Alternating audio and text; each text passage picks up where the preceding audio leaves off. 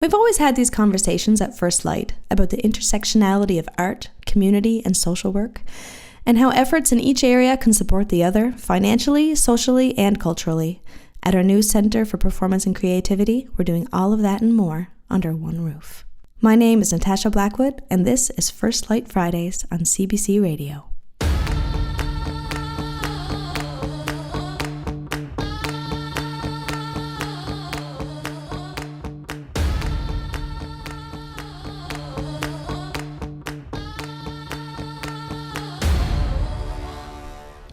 Hi everyone!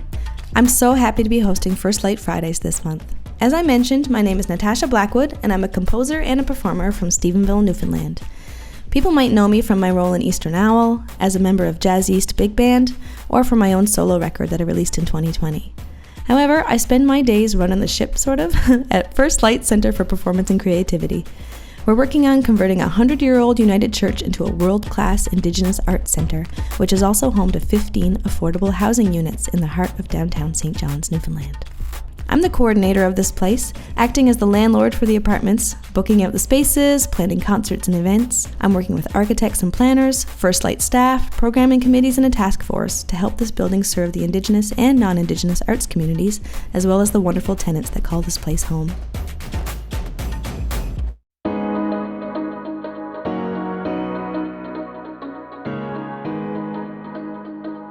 Many people might know this place as Cochrane Street United Church.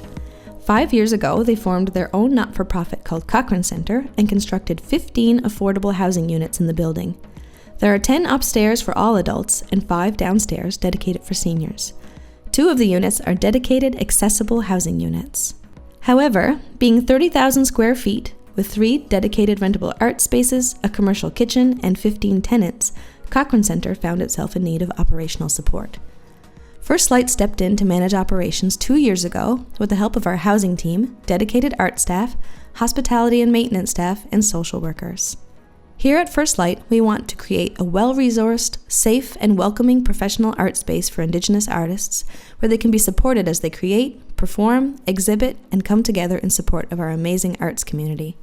Our spaces are open for rentals to all artists and all arts organizations from any background, and we welcome audiences from all walks of life. Our tenants are from diverse backgrounds, primarily Indigenous, and tenant placement is managed by our Indigenous housing team, who try to ensure that the units are going to people who are most in need of long-term housing solutions with proper supports. My name is Dawn. I've been a member of First Light for many years, and just recently I availed of the affordable housing program. This opportunity has had an excellent domino effect of positive things in my life. My favorite things about this place is how beautiful my apartment is. It's also very safe and clean here too. I know that I wouldn't be able to find a safe haven like this anywhere else, especially for this price. Living here gave me the option to work on my career, pay my bills, and put food in my fridge, not to mention pay for fillings that were long overdue. I couldn't do any of these things when I was paying high rent.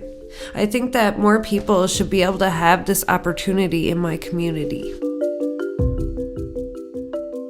That's Dawn. She's a resident of the housing units at First Light Center for Performance and Creativity. Still to come. And I think we placed something like 41 people into housing since then too. So You'll hear from our Director of Social Supports, Andrew Harvey. But right now, for the next month at First Light, we'll be busy planning celebrations for National Indigenous Peoples Day, which seems to grow every year and is starting to feel like its own festival.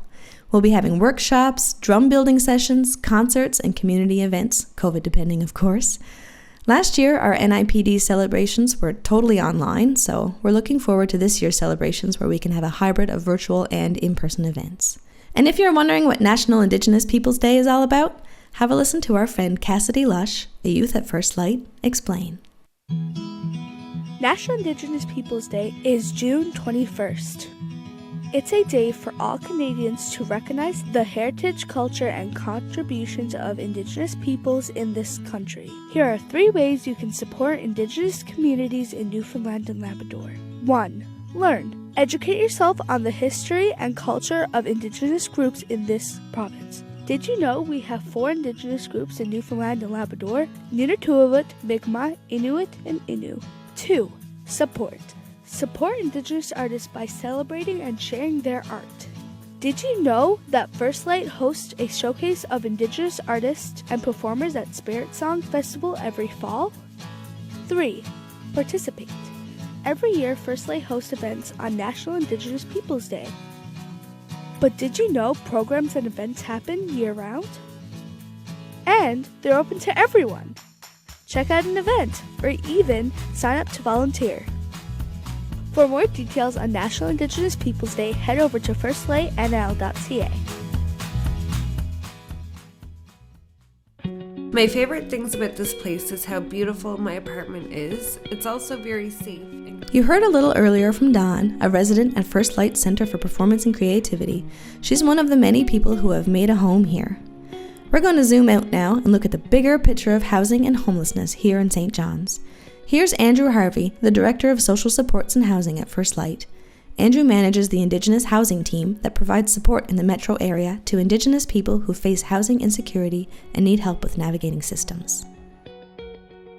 When it comes to Indigenous people facing homelessness here in St. John's, one of the things that we now know from having good local data is that there's a huge overrepresentation of Indigenous people in our homeless population. So when we did our last homelessness point in time count in 2018, that was basically, we picked a day and we did our best job at kind of counting all the people who we could find who are homeless. So both people who were in shelters, people who were rough sleeping out on the streets, people who were maybe even couch surfing. It's what we would call like hidden homelessness too. So we tried to do a really good job at that. So we were out at different community agencies. We were scouring the streets. We were literally walking around in parks trying to find people. And in that point in time count in 2018, we had 26% of the people who we identified as being homeless that night identified as Indigenous. And so compare that to the city of St. John's, which is, I think, based on the last census data, 3.3% Indigenous.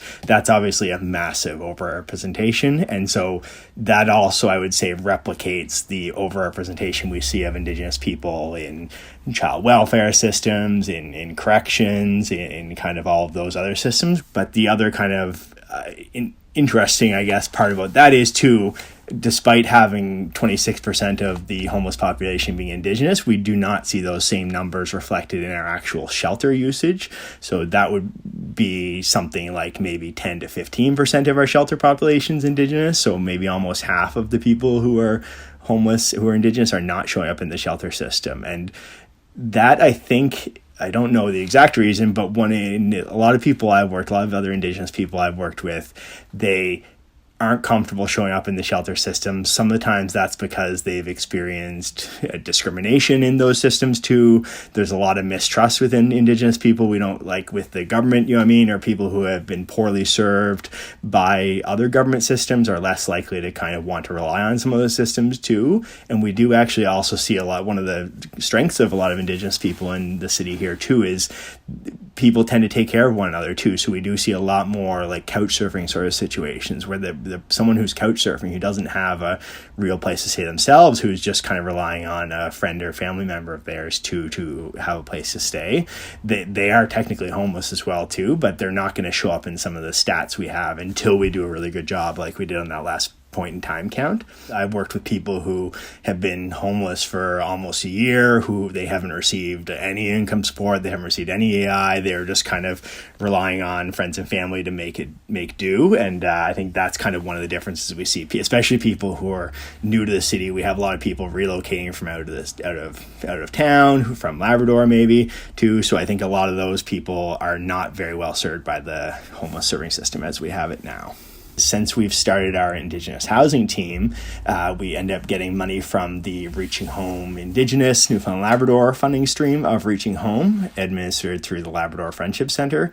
We started an Indigenous housing team last summer in August, and I think we placed something like 41 people into housing since then too. So that program has been extremely successful. Part of that success has come from, we've been partnering with the Gathering Place, we've been partnering with Choices for Youth and Stella Circle, and kind of reaching out to those organizations because we know that Indigenous people are showing up at the different kind of service sites around St. John's too.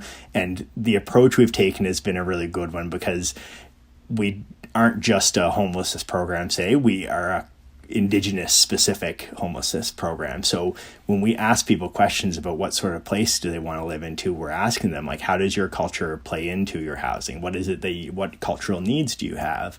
And sometimes when we ask those questions, we get really good answers too. So sometimes people are identifying things like they want to be close to nature, so they can feel that connection to the earth, to the land, so they can get out there, and that's really good for their mental health. Sometimes we hear about people, they want to be next to the Governor's Inn because they have family members who are coming in for medical procedures, and when they do that, they're staying at the Governor's Inn, so they want to be able to have that kind of community, that family support, so they want to be able to be there for their family members there too. We have to not just build houses, we have to do a lot of healing work, and we have to talk to the people, we have to talk to the communities, we have to talk to the Indigenous governments, we have to figure out what it is that people need to heal, and we need to do that in a culturally relevant manner. And that's really what we try to do through the Indigenous housing team and all of our program at First Light too. We're actually looking at how we as an organization for First Light, their Friendship Center, how we're, for example, going to reuse our Water Street location. So we are going to be moving into a new headquarters location soon too, and we're hoping to put an Indigenous specific housing development on that site there too. So basically how we can use the building we already have, what's the best fit, what is it that Indigenous people in St. John's need too. So we're looking at some sort of transitional housing model, I would say too. Right now we're in the design phase of that project too. We're seeking capital funding too from all levels of government that'll support that program. And we really think that creating some of those Indigenous specific solutions to homelessness is where we need to go to. And that's working with all levels of government too. That's working with all the different Indigenous governments within the province too, that we need to have like for Indigenous by Indigenous solutions to homelessness. Andrew Harvey is the Director of Social Supports at First Light. Thanks so much for that.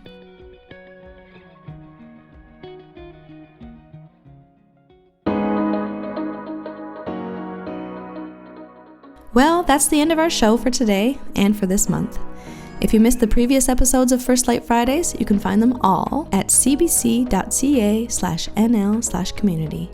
Check back in with us next month for our last show of the season. It's going to be a good one, because we're not only celebrating the wrap-up of our first season of First Light Fridays, but it's also National Indigenous Peoples Day. I'm Natasha Blackwood. Thanks for listening.